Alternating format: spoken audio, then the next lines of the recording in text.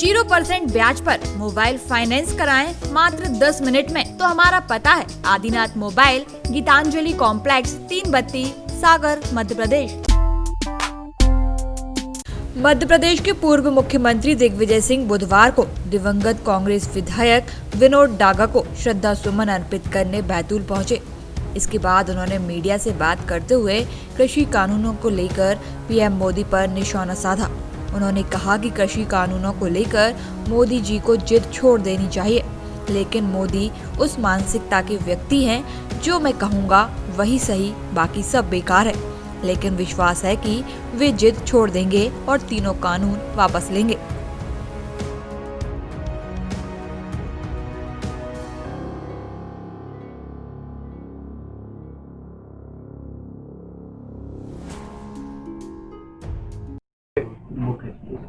इस बात का बेहद दुख है कि आज विनोद हमारे बीच में नहीं है। 40-45 साल का हम लोग का इस परिवार के साथ मेरा निजी संपर्क रहा है, पारिवारिक रिश्ते रहे हैं। और एक दिन पहले मुलाकात हुई, शाम को गपशप हुई। इसे मालूम था कि अगले दिन वो हमारे बीच में नहीं रहेंगे। लेकिन मैं कभी सोचता हूँ कि बहुत भाग्यशाली व्यक्ति था, जिस प्रकार की उसका देहांत हुआ है मंदिर में। मैंने पूरा वीडियो देखा। मंदिर में पूरी सेवा करने के बाद और जब वहाँ से निकला तो वहीं 1 मिनट भी नहीं लगा। शुद्ध आत्मा थी और कभी किसी का बुरा नहीं किया। उस आदमी ने हमेशा सहयोग किया। मुझे इस बात की प्रसन्नता है कि नीले भी अब इसी प्रकार से उनके पारिवारिक जो एक परंपरा रही है समाज सेवा की, उस पर वो कायम है। और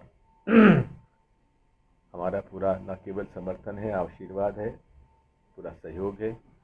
और मुझे उम्मीद है कि आने वाले वर्षों में जो विनोद जी के जाने से शुरू तैयारी उसका ये पूरा करेंगे। देश में जो किसान आंदोलन चला हुआ है उसको समझने के लिए थोड़ा सा आपको ये देखना पड़ेगा कि 2014 में मोदी जी जैसे ही प्रधानमंत्री बनते हैं तो उन्होंने शांता कुमार कमेटी बनाई थी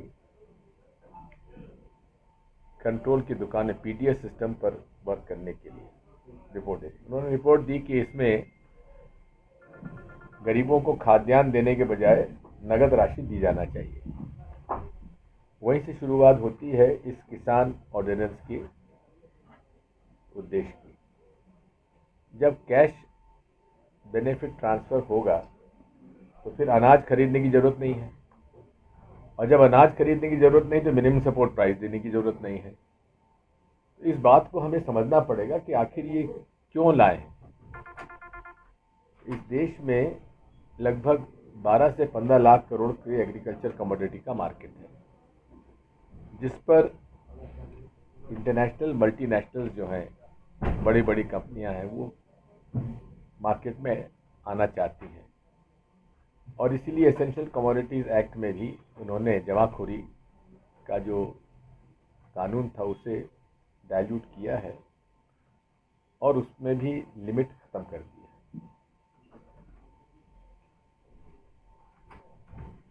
पंजाब हरियाणा के किसान समझदार हैं, समझते हैं इस बात को, अवेयर हैं। हमें मध्य प्रदेश के किसानों को जागृत करने की आवश्यकता है। हमको जागृत करेंगे और हमें विश्वास है कि हमारा यह प्रयास सफल होगा। मोदी जी को जिद छोड़ देनी चाहिए। इस देश के लगभग 50 से 60% लोग खेती पर निर्भर हैं, जिसमें आधे से ज़्यादा किसानी करते हैं, बाकी मजदूर हैं। उनके हितों को अनदेखा नहीं किया जा सकता। अगर लाना था कानून तो चर्चा करानी चाहिए थी। सेलेक्ट कमेटी में सौंप देते, सारे दलों से चर्चा होती और एक समन्वय के साथ कानून बनाया जा सकता था जो सबके हित में होता। लेकिन मोदी जी उस मानसिकता के व्यक्ति हैं कि जो मैं कहूँगा वही सही है, बाकी सब बेकार है। अब आप देख लीजिए जिस तरह से नोटबंदी में इन्होंने जिद पकड़ी, यहाँ तक कि जो लैंड एक्विजिशन एक्ट में भी परिवर्तन करने का उन्होंने प्रयास किया, बड़ी मुश्किल से हम उसे रोक पाए। उसी प्रकार से हमें विश्वास है कि वे अपनी जिद छोड़ेंगे, तीनों कानून वापस लेंगे और साथ में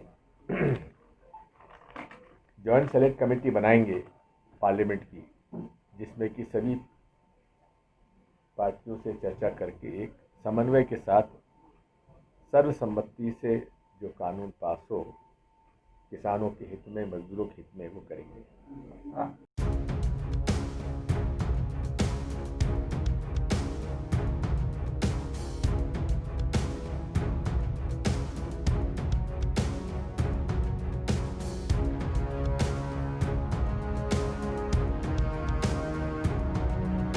दिग्विजय सिंह ने इन कानूनों के लिए ज्वाइंट सेलेक्ट कमेटी बनाकर कानून पास करने की वकालत की है। उन्होंने पीएम मोदी पर निशाना साधते हुए कहा कि देश के 50 से 60% लोग खेती पर निर्भर हैं, उनकी अनदेखी नहीं की जा सकती। अगर सरकार को कानून लाना था तो उसे सेलेक्ट कमेटी में चर्चा कराना था। किया गया है, ट्रेड यूनियंस पर भी शिकंजा कसा गया है। ट्रेड यूनियंस का भी रजिस्ट्रेशन का जो प्रावधान था उसे और कठिन किया गया है। इस मजदूरों की जो वर्क आवर्स हैं इंटरनेशनल लेबर ऑर्गेनाइजेशन के, उसमें भी परिवर्तन करने का प्रयास किया है और उसकी ओपन कर दिया गया है कि 8 घंटे से बढ़ा के 12 घंटे भी मजदूरों से काम लिया जा सकता है। ये सब चीज़ें गरीब मजदूर और किसान विरोधी हैं, इसलिए हम उसका विरोध करते हैं। बार बार जो वार्ता विफल हो रही है केंद्र सरकार से, क्या उसके पीछे कोई साजिश है? साजिश किसकी है? कौन साजिश करेगा? बात यह है कि हर चीज में भाजपा और नरेंद्र मोदी जी जो उनसे सहमत नहीं है तो वो देशद्रोही है, या साजिश करता है, या राष्ट्र हित में काम नहीं करता है। ऐसा नहीं है। प्रजातंत्री व्यवस्था में हम सब राष्ट्र हित की बात करते हैं। कोई देशद्रोही नहीं है। कोई देशद्रोही है तो उसको बंद करिए, उजागर करिए, लेकिन जो हमारी बात ना माने वो देशद्रोही। ये तो लोकतंत्र की मूल धारणा के ही विपरीत है।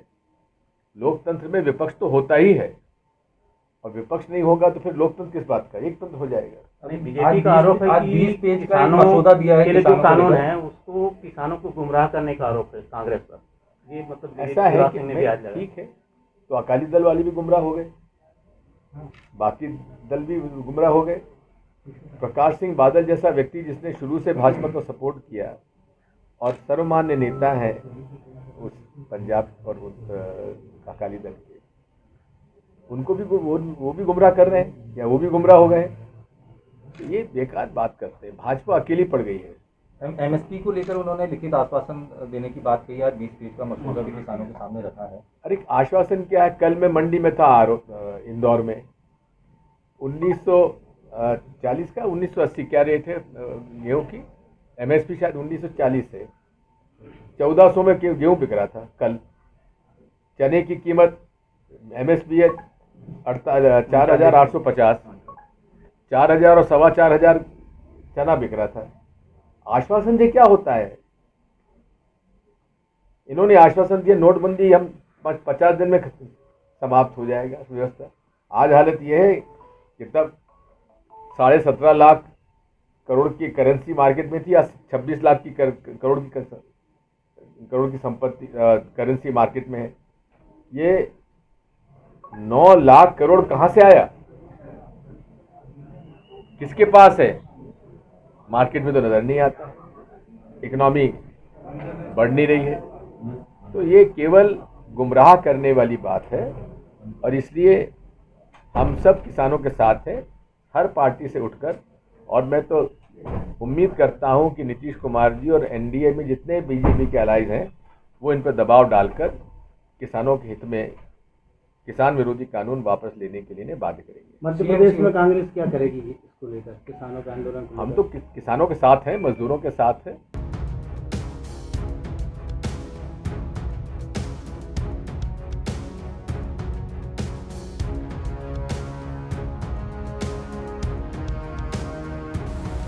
इसके बाद दिग्विजय सिंह ने सीएम शिवराज सिंह चौहान पर भी निशाना साधा।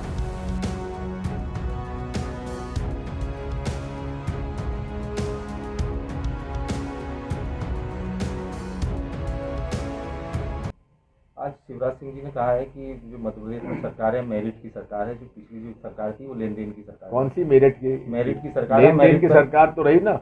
28 एमएलए को खरीद फरोख्त किया है 25 को, तो लेन देन की सरकार है ना वो।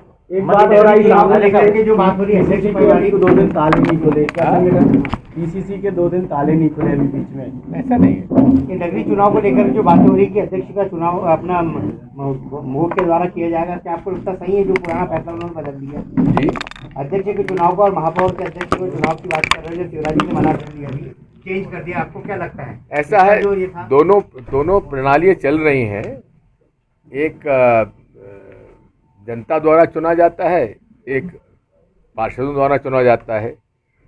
तो पहले मेरे कार्यकाल में जनता चुनती थी, फिर कमलनाथ जी ने उसे पार्षदों के माध्यम से किया, अभी उन्होंने पलट के वापस वो विधायकों रोक नहीं पा रहे हैं, दमोह के विधायक लोधी जी भी चले गए। 35 करोड़ 50 करोड़ जिसको मिलेंगे, कोई रुक पाएगा? कांग्रेस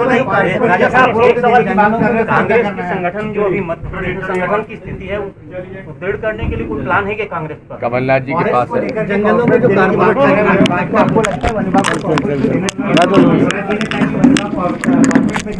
ऐसा है ना, जल जंगल जमीन आदिवासी। बता दें कि दिग्विजय सिंह दिवंगत कांग्रेस नेता विनोद डागा को उनके डागा निवास पर श्रद्धा सुमन अर्पित करने पहुंचे, जहां उन्होंने कांग्रेस विधायक निलय डांगा के परिजनों से भेंट की।